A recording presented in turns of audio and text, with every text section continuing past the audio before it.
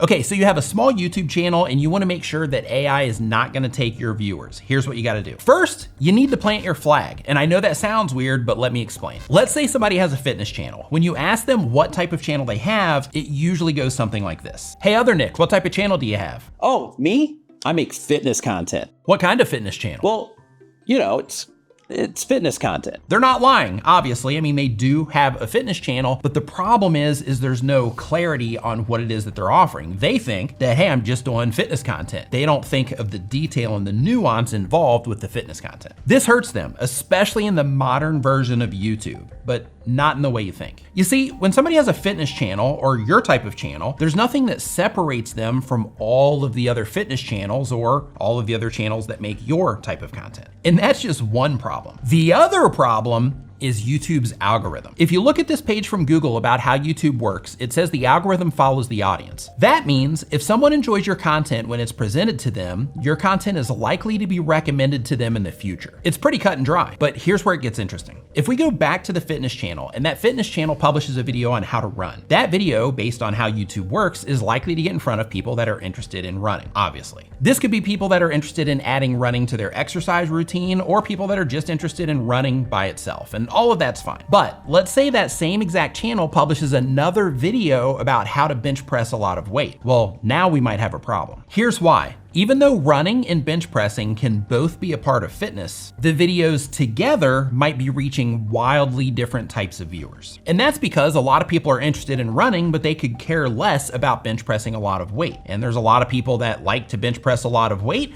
but they don't really care about running. In addition to that, people in their 20s approach fitness differently than people in their 30s, people in their 40s, people in their 50s, and so on. Which brings us right back to the algorithm problem. Here's why. The way YouTube works is if somebody watches a video from a channel and they really enjoy that video, then YouTube's going to try to recommend additional content from that creator's archive to that viewer that really enjoyed that video. YouTube is also likely to recommend new content to a viewer from a channel that they have previously enjoyed. And of course, while all of that is happening, YouTube is doing its best to make sure that everything is topically aligned in the interest of the viewer. That's how YouTube works in a nutshell. But in this fitness channel scenario, and this is where being a small content creator, you really got to be mindful of this stuff. That fitness channel scenario, they might not have a lot of content yet that YouTube can mine from to topically align everything, but because they enjoyed your video so much, YouTube is still gonna test some of your content against those viewers. So in our fitness channel scenario, the people that really enjoyed that running video, if the fitness channel doesn't have other content for that runner, then in that case, what's going to happen is YouTube's gonna try to show them some stuff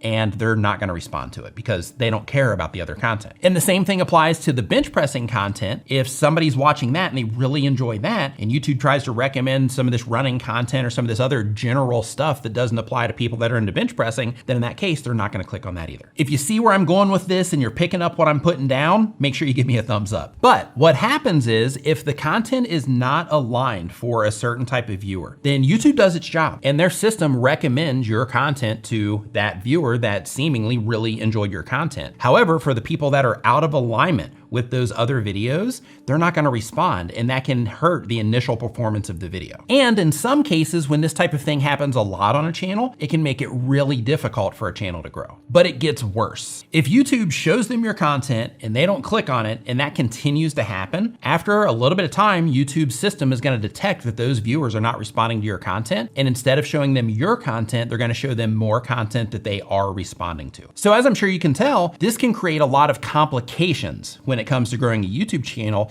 and make it to where all the work that you're putting in right now, you can't really get the rewards out of it until you get some of these things taken care of. And when that happens, you end up putting in all of this time and effort and energy into making all of this content that you just can't get off the ground. So how do we fix it? How can we make a channel that can compete on YouTube, not just against other creators, but also against AI? This is where planting your flag comes in. According to this Wikipedia article in the history of flags, which is a lot more interesting than the actual definition, a flag is a distinctive piece of fabric used as a symbol, a signaling device, or for decoration. In our case, we're talking about signaling. When you plant your flag, instead of having content that is not specific, you modify what you're offering to target a very specific group of people that are interested in very specific things. These are the people that can see the signals you're putting out when you're expressing your video ideas through your thumbnails and your titles, so that they'll click on your videos, come in and enjoy your videos, and hopefully come back for more. With this same type of flag planting, when a viewer does click and they come into your videos, the way that you talk to them and the references that you make, these types of things also signal to those viewers that your content is for them. For example, if that fitness channel or your channel is targeting people that are new and uninformed in your subject matter, in that case, you need to speak to them differently than somebody that has experience, even if you're just fixing things around the house in your content. And look, I'm not saying that you need to coddle people or anything like that. What I'm saying is that new people don't always know the same language about something that experienced people do. And because of that, if you know that you're trying to reach new people, it's important that you're speaking to them in their language and that you're explaining things a bit more. And if you're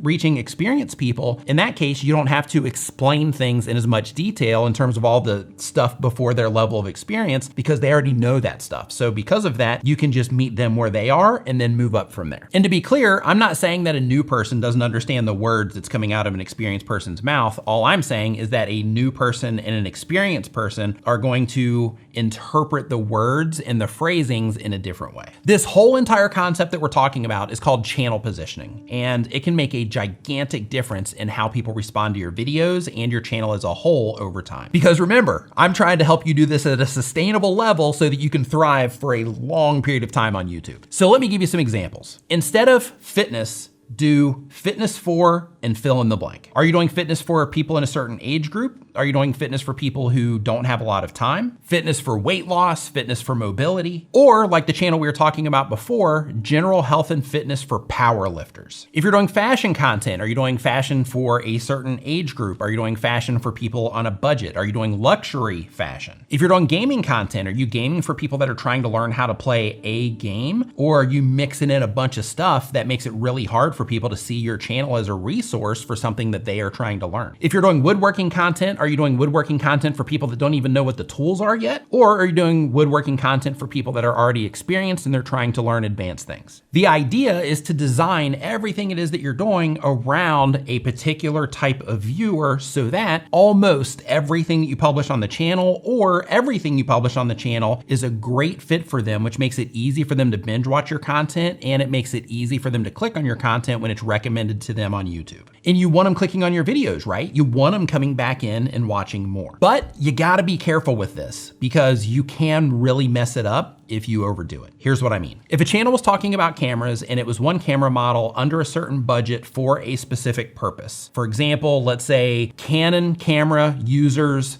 who are new to wedding photography and don't want to spend more than $300 on a camera. Well, in that case, you're narrowing things down so much that it's going to be challenging for you to reach enough of those people for the channel to be substantial in any way. The total market for that group of people, because remember, we've isolated it down into wedding photographers, is going to be extremely small. So when you publish a video, the potential reach for that video, it's going to be capped. So here's what you want to do. First, take an overview of your channel and see what people have responded to lately. Second, ask yourself if you're being too broad or if you have a clear target viewer. If you have a target viewer, make sure you define who they are. Third, if you don't have a target viewer, get to work figuring out who your target viewer is. This one thing can make a gigantic difference when it comes to how people respond to your YouTube channel right now with every video that you publish, but also over time. Having a clear target viewer is so impactful that once you figure it out, it can guide all of the difficult decisions you have around your YouTube channel, around what videos to make, what sponsors to work with, who to collaborate with. The approach that you take with everything it is that you're doing is all guided by who it is that you're trying to reach with your content. But here's the big idea. In modern YouTube, like YouTube right now, not YouTube 5 years ago,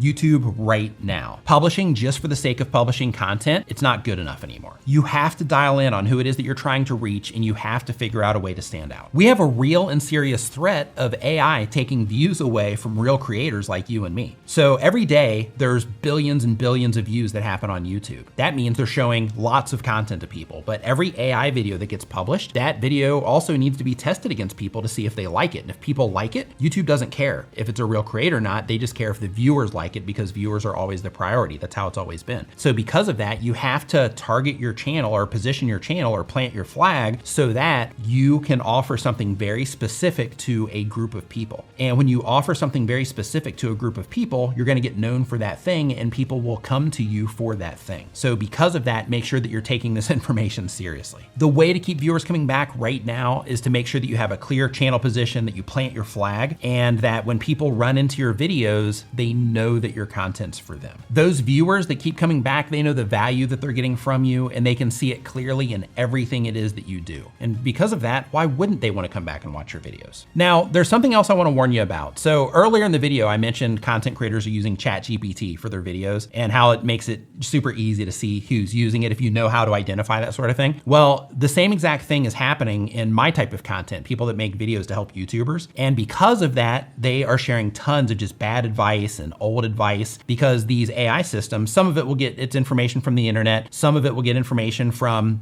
documents from Google and all of that. And some of it, it's just scraped it right off of social media. And because of that, there's just tons of bad advice out there. So I put this video together of bad advice that you should never take that will keep you from running in circles and wasting a bunch of time. So go ahead and click into that now, and I'll see you over in the next video. Thank you so much for watching. I'll see you over there.